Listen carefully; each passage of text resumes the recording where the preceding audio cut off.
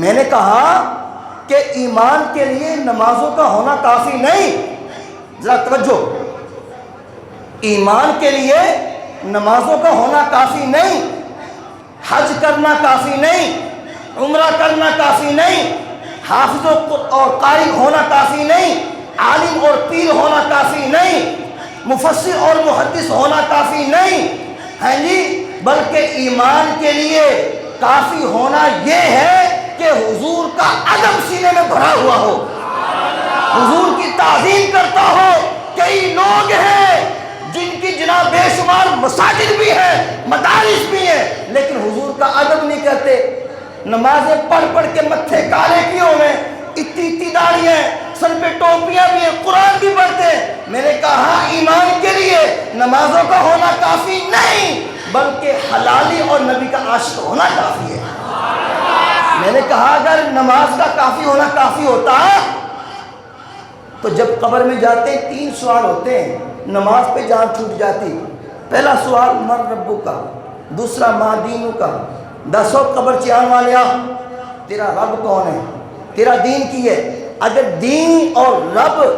کی شناسائی کافی ہوتی تو اسی پہ جان چھوٹ جاتی، مگر تیسرا سوال رب نے رکھا ہوا ہے، وہ کیا ہے؟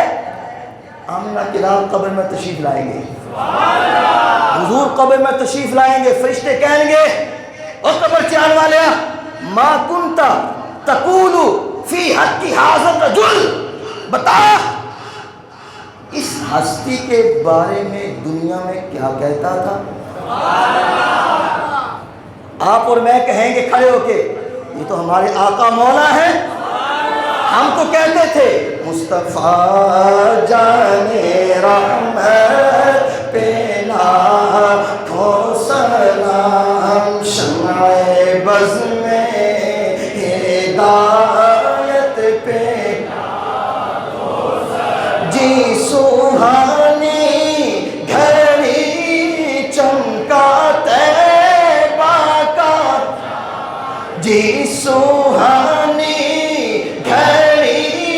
چمکا طیبہ کا چاند، اس دل افروز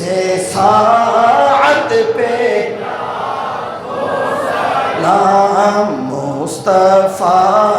جانے رحمت پہ لاکھوں سلام، شمع بز میں ہدایت